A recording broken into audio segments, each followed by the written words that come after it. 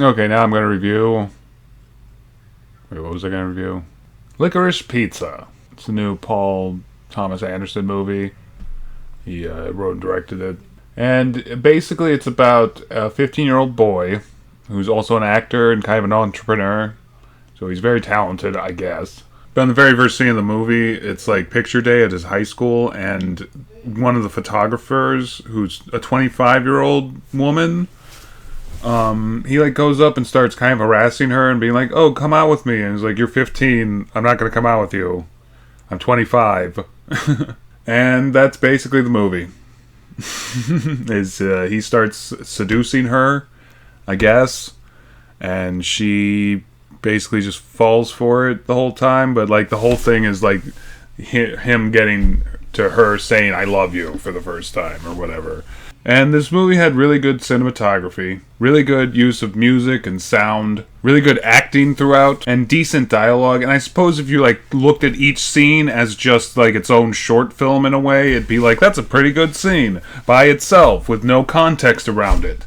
But the major issue of this movie, well, two major issues really. The first is more obvious, and that's that this story doesn't really have enough substance to make a full feature-length movie out of it. I mean, like I said, it's just this boy trying to seduce this girl, and like he does stuff, you know, like stuff happens around here. He like buys a waterbed factory at one point, or a waterbed shop, because he's like really obsessed with waterbeds at one point. He gets arrested at one point because they think he's a murderer, but then like immediately he like goes there and he's not the murderer, and they let him go, and that's it. You know, it's just like a bunch of random crap that happens as Paul Thomas Anderson just desperately stretches this movie out for 2 hours. Because there's not enough plot. There's like no plot, actually. I'd say like that's not even a side plot, you know? It's just like something that would happen in any movie almost. Like guy and girl fall in love type of thing. Sometimes that's stretched out too, but it's usually not the main plot of the fucking thing. Or even when there is, there's like something that keeps the two of them apart, you know. And this like it's kind of the fact that he's 15 and she's 25, but the movie doesn't play it like that, you know. It doesn't play it like, oh, our love's forbidden or something, you know. It's more like everyone in the movie just kind of treats that like it's okay or nobody cares, you know, or whatever, that he's 15.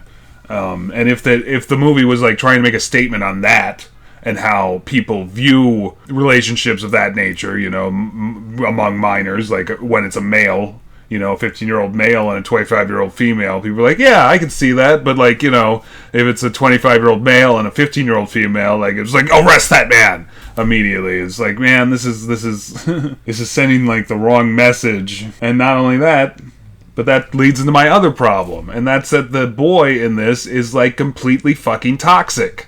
Everything he does, I was waiting for him to do anything that wasn't totally toxic in any way, and he doesn't really. There's one time when she's like sleeping and he almost grabs her boob, but then he doesn't. But it's still like, I don't know if that should count. But like she even says at one point to her sister, like, you know, I think it's weird that I don't hang out with my friends anymore, and I just hang out with, I forget the guy's name, but this 15-year-old and all his 15-year-old friends all the time. And she like keeps repeating it, and it's like, don't you think that's strange? I think it's strange. I mean, that's a huge red flag. And like, but everything else he does is just a huge red flag. Like, he won't let up on her. He's pretty much just like pushing her until she pretty much agrees to go to dinner with him, this 50-year-old kid. And then like she just becomes his manager, and he's like sucking her into more and more aspects of his life until her whole life is just surrounds him. And it's like she's totally oblivious to it, and the movie treats the audience like they're totally oblivious to it. And considering how many fucking good reviews this movie has gotten so far, I mean, I think people really are totally oblivious to this fucking bullshit, because that's what it is. This is a bullshit movie with the wrong messages about a fucking toxic relationship with a 15-year-old boy. If there's one message from this movie that I got, it's basically, you're never too young to be a total toxic piece of shit, basically. And like, but again, it's like the whole movie plays it like, this is normal, you know? Not only is it normal that this woman is starting to date a minor, but it's also normal that this is how relationships work or something. That, you know, like the man is supposed to just nag you until you agree, and then slowly start making it so your life revolves around them, and they don't see you even as a real person at all, because that's what it is. It's just like she's just like some object to him. I think he even says that at one point, pretty much. If the movie actually had something to say about that, to say something about this toxicity, or like the nature of toxic relationships and how abundant they are nowadays, or something, just anything about that, then I probably would have thought it was a good movie instead of, just this Encanto for adults, you might say. I don't even know what this movie was trying to say, actually. Why was this movie made? Just outside of Paul Thomas Anderson wants to win an Oscar. But this movie has no greater themes other than putting a positive spin on toxic relationships, I guess. Let's just grade it, because fuck this movie. Move on, forget about it, maybe.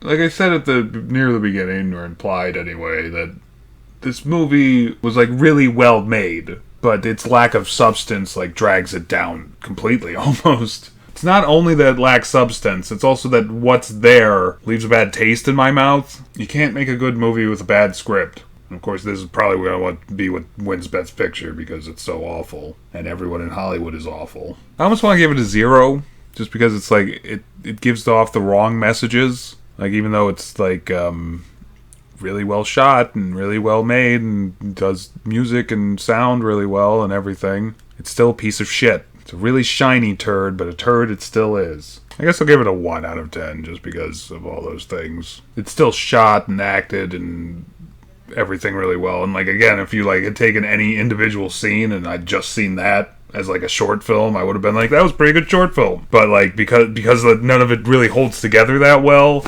and there's no, like, overarching thing. Again, because there's no overarching thing that really holds that should be the glue that holds everything together. It's just a bunch of random scenes of random crap happening for the whole movie while this toxic relationship flourishes, and shown as, like, this is a positive, good thing, that this kid's so fucking toxic, and she's just being drawn into it until she gives up her whole life for this kid, not even realizing that's what's going on. And the whole thing treats like, this is normal. This is fine. This is healthy. Sure, date a minor. Date a 15-year-old kid. Who cares? God damn it. Okay. Well, after all that, please dislike and unsubscribe, and don't tune in tomorrow, because I won't ever review anything again after this.